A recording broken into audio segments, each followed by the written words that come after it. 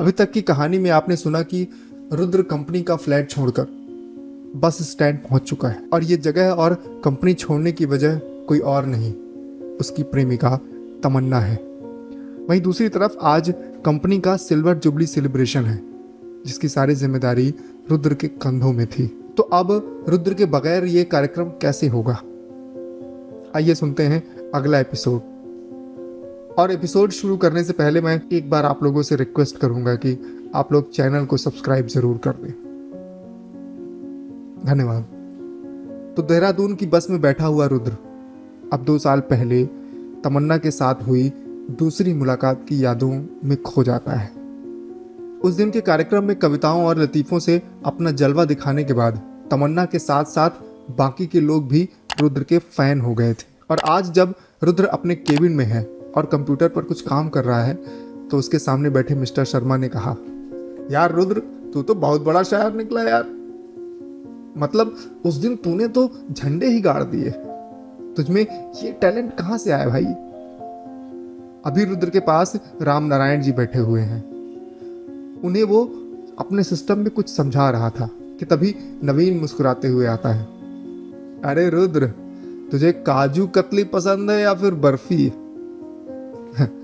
नवीन हल्के कदमों से बढ़ते हुए रुद्र की तरफ देखकर कहता है, भाई तुझे पता है ना, मीठे के नाम पर तो मैं कुछ भी खा लेता हूँ।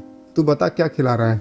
रुद्र बात तो नवीन से कर रहा है लेकिन उसकी नज़र कंप्यूटर पर ही है। अरे आज मैं नहीं खिलाऊंगा, तरक्की तेरी हुई है और मिठाई तू मुझसे खाएगा। नवीन ने खुशखबरी देने की रिश्वत मांगने के अंदाज में कहा। मतलब? रुद्र ने चौंकते हुए कहा। अरे तूने मेल नहीं चेक किया क्या? हाँ चेक करता हूँ। ये कहकर रुद्र राम नारायण जी को दोबारा उनका काम समझाने लग गया। अरे राम नारायण जी, अब से आपको रुद्र सर को नहीं रिपोर्ट करना है। रुद्र दुबे तो अब हमारे भी साहब बन गए हैं, इनकी तरक्की हो गई है। अरे भाई तू अपना ईमेल तो देख। इस बार नवीन ने थोड़ा और इंसिस्ट करते हुए कहा, लेकिन ये खबर सुनकर रुद्र के चेहरे के हाव भाव में कोई भी बदलाव नहीं आया। अच्छा रुक, देखता हूँ। राम नारायण जी बस 2 मिनट। ये कहते हुए रुद्र ने अपनी कुर्सी दोबारा कंप्यूटर की तरफ घुमाई और ईमेल चेक करने लगा। और अगले ही पल रुद्र के चेहरे की मुस्कान को भांपते हुए नवीन ने अपना फोन निकाला और एक नंबर डायल करने लगा। अच्छा भैया, ये आईटी डिपार्टमेंट में 1 डिब्बा काजू कतली भिजवा देना। रुद्र ने ईमेल पढ़ा तो उसके चेहरे में कुछ संशय के भाव आ गए। यार नवीन, अभी तो मेरा एमबीए भी पूरा नहीं हुआ यार, और इन लोगों ने मुझे मैनेजमेंट में डाल दिया। कुछ समझ में नहीं आ रहा। ये लोग मुझे निकालना तो नहीं चाह रहे कि कल एक ईमेल आए कि आप इनएफिशिएंट हो और हमारे द्वारा दिया गया काम आप नहीं कर पा रहे हैं। ये कहकर रुद्र ने अपनी तरक्की पर ही सवाल उठा दिया। अरे भाई, इस सब से तेरे को क्या मतलब? और कौन सा तुझे यहाँ जिंदगी भर रहना है? ये 30% सैलरी हाइक ले और मजे कर। राम नारायण जी, आपने कभी सुना है कि किसी कंपनी में एम्प्लॉय को 6 महीने में ही इतनी सैलरी बढ़ गई हो? नवीन ने राम नारायण की तरफ देखते हुए कहा। लेकिन रुद्र सर, आप इस प्रमोशन को डिजर्व करते हो। आपने पिछले 6 महीने में जितना काम किया है ना, आईटी डिपार्टमेंट के कई लोग 2-2 साल तक नहीं कर पाए। राम नारायण ने नवीन की तरफ देखते हुए कहा, और नवीन भी उनका इशारा बहुत अच्छे तरीके से समझ गया कि ये बात उन्होंने उसी के लिए कही है। और सर, हमारी कंपनी कहने को तो दुनिया भर के लोगों को आईटी सर्विस देती है, लेकिन इस ब्रांच का खुद का आईटी सर्विस तो आपके आने के बाद सही हुआ है। और ये मैं नहीं, सभी कहते हैं। Sir, you deserve this promotion sir. और मैनेजमेंट तो आपसे अच्छा कौन जानेगा। यहाँ जाने कितने एमबीए वाले हैं, लेकिन उनका खुद का मैनेजमेंट सही नहीं है। और अपनी बात को खत्म करने के आखिर में राम नारायण जी ने पैनी नजरों से नवीन की तरफ देखा, और नवीन भी उनका इशारा एक बार फिर से समझ गया था कि ये बात उन्होंने उसी के लिए कही है। अरे बस बस राम नारायण जी, इतनी तारीफ से कहीं पेट ना खराब हो जाए मेरा। रुद्र को इतनी तारीफ अब हजम नहीं हो रही थी, और राम नारायण जी को उसने रोकते हुए जैसे ही ये कहा तो उसका फोन बजता है। रुद्र के सामने बैठे हुए लोगों को एक्सक्यूज में कहते हुए उसने फोन उठाया। अब वहां बैठे हुए बाकी के लोगों का तो रुद्र के फोन की तरफ ध्यान नहीं है, लेकिन नवीन जरूर फोन में होने वाली बात को सुनने की कोशिश में है। और हो न हो वो इसी जलन में भीतर से तिलमिलाया जा रहा है कि इस कंपनी में उसे 2 साल हो गए, लेकिन आज तक प्रमोशन के बारे में पूछना तो दूर, आए दिन मैनेजमेंट के लोग निकालने की धमकी देते रहते हैं। और ये कल का आया हुआ लौंडा 6 महीने में ही सबका चहेता बन गया। रुद्र फोन रखते ही अपनी कुर्सी से उठ खड़ा हुआ और नवीन की तरफ देखते हुए कहता है, यार वो तमन्ना मैडम बुला रही हैं। रामनारायण जी माफ़ कीजिएगा, मैं ये कल आपको सिखाता हूँ। ये कहते हुए रुद्र दरवाजे तक पहुँच गया, लेकिन कुछ देर के लिए वहीं दरवाजे पर ही खड़ा होकर वो कुछ सोचने लगा और पलट कर कहता है, अच्छा नवीन सर, आप भी तो रामनारायण जी को ये सॉफ्टवेयर बता सकते हैं ना, कल मैंने आपको सिखाया तो था।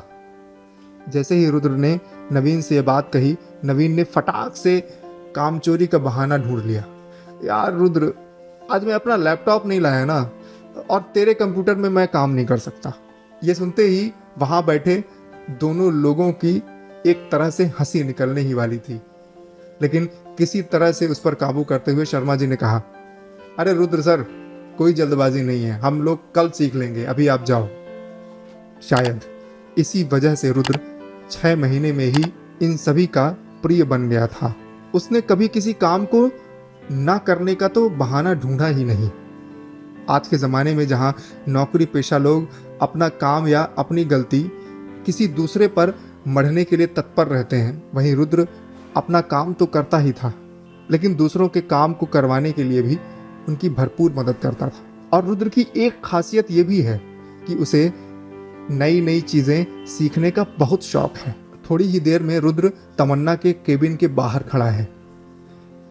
मे आई कम इन मैम? रुद्र ने तमन्ना के केबिन का दरवाज़ा खोलते हुए बहुत ही सम्मान भाव से उससे भीतर आने के लिए परमिशन मांगी। और जैसे ही तमन्ना ने रुद्र को देखा तो यूं लगा कि जैसे उसका चेहरा गुलाब की तरह खिल गया हो। वैसे तमन्ना की खूबसूरती के आगे खूबसूरती भी पानी भरे। और रुद्र की नाक में केबिन के भीतर आते ही जो खुशबू आई वो तो ऐसी है कि जैसे इस केबिन को हर दिन हजारों गुलाबों के पानी से धोया जाता हो सकता है कि तमन्ना की बदन की खुशबू ऐसी हो, या फिर ये उसके परफ्यूम का भी कमाल कह सकते हैं। मिस्टर रुद्र दुबे, कैसे हैं? तमन्ना ने हाल चाल लेते हुए रुद्र से बात करने की शुरुआत की। अच्छा हूं मैम, रुद्र ने एक शब्द में जवाब दिया। अच्छा, आपने ईमेल तो पढ़ा होगा, आपका प्रमोशन हो गया है और अब आप मैनेजमेंट डिपार्टमेंट में आ गए हैं। तमन्ना जुबान से तो एक बॉस की तरह बोल रही थी, लेकिन उसकी आंखें रुद्र को देखकर कुछ और ही कह रही थी। यस मैम, रुद्र ने दबी हुई आवाज में जवाब दिया। अरे मैम मत कहो यार, अब हम सेम पोजीशन पर हैं, और अगर तुम इतना डेडिकेशन के साथ काम करोगे ना तो एक दिन मेरे भी बॉस बन जाओगे। तमन्ना ने अब थोड़ा प्यार भरे लहजे में रुद्र को समझाते हुए कहा। Just call me Tamanna, I think मेरी और तुम्हारी एज में ज़्यादा फर्क नहीं होगा। वो तो मेरे पापा इस कंपनी के मालिक के बहुत अच्छे दोस्त हैं, इसलिए ये हायर पोजीशन मुझे मिल गई। अरे नहीं मैम, आप डिजर्व करती हो, रुद्र ने तमन्ना की तरफदारी करते हुए कहा। अच्छा यहाँ तो सब ये कहते हैं कि बाप ने नौकरी लगवा दी, नहीं तो मैं झाड़ू लगाने के लायक भी नहीं हूँ। वैसे सच कहते हैं ये लोग। मुझसे झाड़ू तो नहीं लगेगा ना? ये कहते हुए तमन्ना खिलखिला उठी और फिर अचानक से अपनी हंसी को रोकते हुए कहती है, खैर टेल मी अबाउट योरसेल्फ, जो मुझे और इस कंपनी को नहीं पता हो। मतलब आपको क्या क्या पता है मेरे बारे में? रुद्र ने थोड़ा रुक कर कहा। अरे मतलब अपनी फैमिली के बारे में बताओ, फ्रेंड्स कौन कौन हैं? तमन्ना ने रुद्र की निजी जिंदगी के बारे में पूछा तो रुद्र के चेहरे में कुछ शांति के भाव आ गए। अच्छा, मेरी फैमिली में मम्मी है, एक सिस्टर, और फादर एक्सपायर हो चुके हैं, और बचा मैं, यानी रुद्र दुबे, जो आपके सामने बैठा है। ओह, सॉरी फॉर योर फादर। अच्छा, और तुम्हारी पर्सनल लाइफ में कौन है? तमन्ना ने थोड़ा और पर्सनल होते हुए कहा। मतलब रुद्र को सवाल तो समझ आ गया था, लेकिन वो सही शब्द तमन्ना से जानना चाहता था। अब मतलब कोई गर्लफ्रेंड? ये सुनते ही रुद्र ने मुस्कुरा दिया। एक्चुअली मुझे ना ये दिल टूटने से बड़ा डर लगता है, इसीलिए शायद आज तक कोई नहीं हुई। अरे वाह मजनू जी, मतलब दिल लगाया नहीं और दिल तोड़ने के बारे में पहले से ही। पहले दिल का इस्तेमाल तो करिए, तमन्ना ने रुद्र की चुटकी लेते हुए कहा। नहीं, मैं इस्तेमाल नहीं करूंगा, सिर्फ विश्वास करूंगा, रुद्र ने बहुत ही आत्मसम्मान के साथ जवाब दिया। वाह, बड़े नेक ख्याल हैं। तमन्ना के बोलने के इस लहजे में रुद्र के लिए इज्जत झलक रही थी। इतने में दरवाजे पर चपरासी आ जाता है। मैडम, ये मिठाई।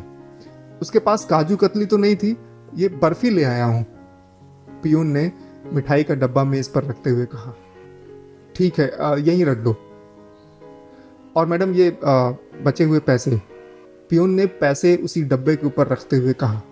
अरे पैसे तुम रख लो, तमन्ना ने पियून की तरफ देखकर जैसे ही ये कहा तो मुस्कुराते हुए पियून ने पैसे उठा लिए और रुद्र की तरफ एक नज़र डालते हुए वो बाहर चला गया। उसके जाते ही तमन्ना ने मिठाई का डिब्बा रुद्र के सामने खिसका दिया। ये लो, तुम्हारी तरक्की के लिए। अरे मतलब मैडम, इस सब की क्या ज़रूरत थी? अरे मेरी तरक्की कोई दिवाली या होली है क्या? इधर आप मिठाई खिला रही हैं, उधर नवीन, रुद्र ने मिठाई की तरफ देखते हुए कहा। अरे यार, तुम सबके चहेते हो और मेरे तो कुछ ज़्यादा ही। तमन्ना की ये आखिरी शब्द दबी हुई जुबान में था, लेकिन उसकी ध्वनि रुद्र के कानों तक पहुंच गई थी और ये सुनकर रुद्र थोड़ा हिचकिचाते हुए मिठाई का एक टुकड़ा उठा लेता है और तमन्ना ने भी डिब्बे से एक टुकड़ा उठा लिया।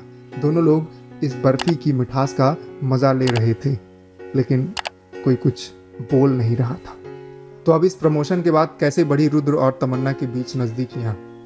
किसने पहले प्रपोज किया था और आखिर तमन्ना और रुद्र के बीच ऐसा क्या हुआ था कि आज सब कुछ छोड़कर रुद्र यहाँ से चला गया?